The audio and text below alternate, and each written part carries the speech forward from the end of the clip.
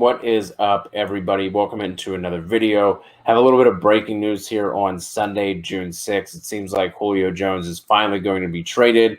Took a little longer than we expected, but he looks like he is headed to the Tennessee Titans. So just wanted to hit you guys with a quick video, just give my initial reaction, my overall thoughts to this news and what it means for both offenses. So to start things off, I want to look at Todd Browning, the Titans offensive coordinator, what he did at his time with the Raiders, look at the Titans offense in 2020, and then just kind of talk about stock up, stock down, where these guys are currently going in drafts. So Todd Downing has a bunch of coaching experience.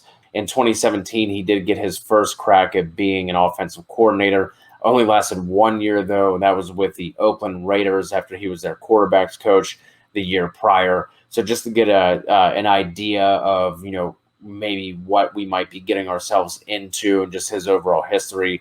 And that first year with the Raiders, let's take a look at those numbers. So the Raiders were 9th in pass rate. Derek Carr himself was 12th in pass attempts. He had a 6.8 yards per attempt, which was tied for 17th. Had an 8.4 average depth of target, which was 18th in the league. And he did have 63 deep attempts, which was 10th in the league in 2017. I'll touch on that here in a little bit.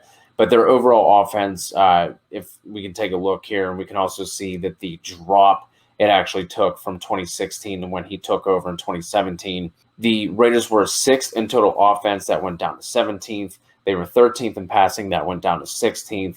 They were 6th in rushing. That dropped all the way down to 25th. And their scoring dropped off a lot, too. They went from 7th in scoring in 2016 to 23rd in 2017 when Downing took over. Now, from everything that I've been reading, whenever Downing was promoted from the Titans tight end coach up to their offensive coordinator, is that we can expect much of the same in terms of the offense. It's not going to be a huge change in philosophy or anything like that. And that is why he was promoted in the first place, because head coach Mike Vrabel, puts a big emphasis on continuity. So it's still going to run through Derrick Henry. There's still going to be a run-first team, and they will still be putting a lot of emphasis on the play-action game whenever they do decide to pass.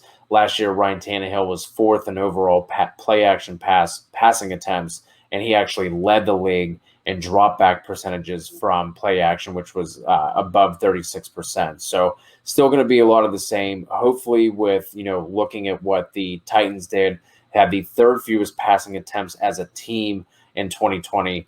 They had the 2nd most rushing attempts across the league last year. So hopefully Downing, with some of what he did with the Raiders, will kind of creep into here too. So maybe a little bit more balanced at least. It can't get much worse than what it was last year in terms of their passing offense, in terms of the attempts anyway, because obviously Ryan Tannehill has been super efficient as a passer. And you're not going to add somebody like Julio Jones if you're still planning on being, having the 3rd fewest passing attempts and the 2nd most rushing attempts. So hopefully this balances out a little bit, even if they just go from, Tannehill averaged 30 pass attempts per game. League average last year was 35. So even if they can do that, that would be a huge step forward for this offense. Corey Davis obviously out of the picture. Last year he had a 23.1% target share. A.J. Brown was up at 25.8. So if those guys can stay around those numbers, Julio Jones kind of getting, quote unquote, the Corey Davis targets, if they can stay around that target share and increase the pass attempts, that would be a huge boost to this passing offense all around. So let's take a look and see where these guys are currently being valued for both of these offenses. So Julio Jones, before the trade, had an underdog ADP of 41, put him at wide receiver 16.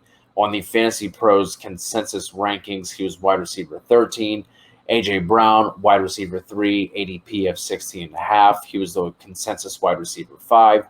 Ryan Tannehill, you have to feel good if you were snagging him in these underdog drafts. He was going as QB 16, 13th in the Fantasy Pros consensus rankings. And then looking at the passing offense for the Falcons, obviously, which Julio just left, Calvin Ridley was already shooting up to wide receiver 6. Underdog ADP of 22.6. He was also the wide receiver 6 in terms of consensus rankings. And then Kyle Pitts, tight end 4 at 57.1 and a consensus ranking of tight end 6.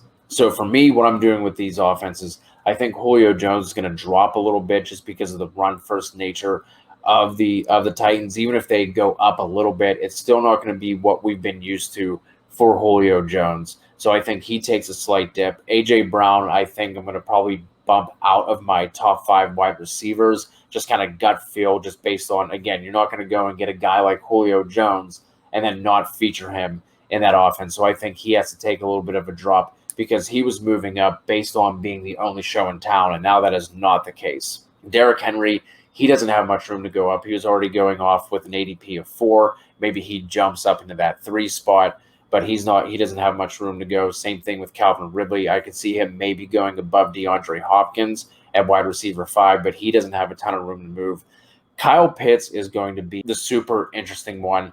Was already tight end 4, ADP of 57.1, like I said. I'm not sure that he cracks up into tight end 3, but I do see his ADP rising. It wouldn't surprise me at all if by the time August rolls around, we're looking at him going at the end of the 4th. So that's kind of where I'm sitting on all these guys. I think Mike Davis, the target's opening up for him.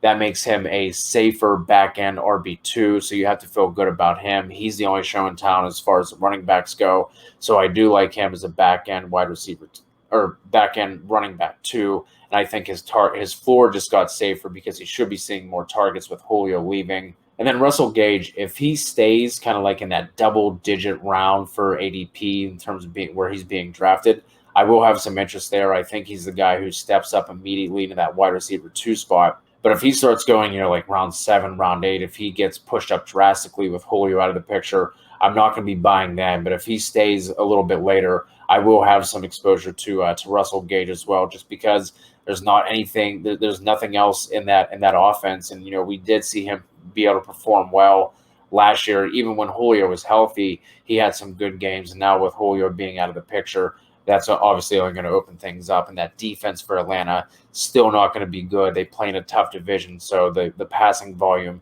is still going to be high for Matt Ryan and the Falcons. So that is going to wrap things up. Appreciate you guys checking this out. Make sure you are subscribed. We just had a bunch of new additions to the team. They're going to be cranking out some video content, so expect to see a lot more coming from this channel here in the next couple of weeks. So drop a comment as well while you're here. Let me know your thoughts on these guys and what you're doing with them in drafts. And until next time, I will talk to you soon.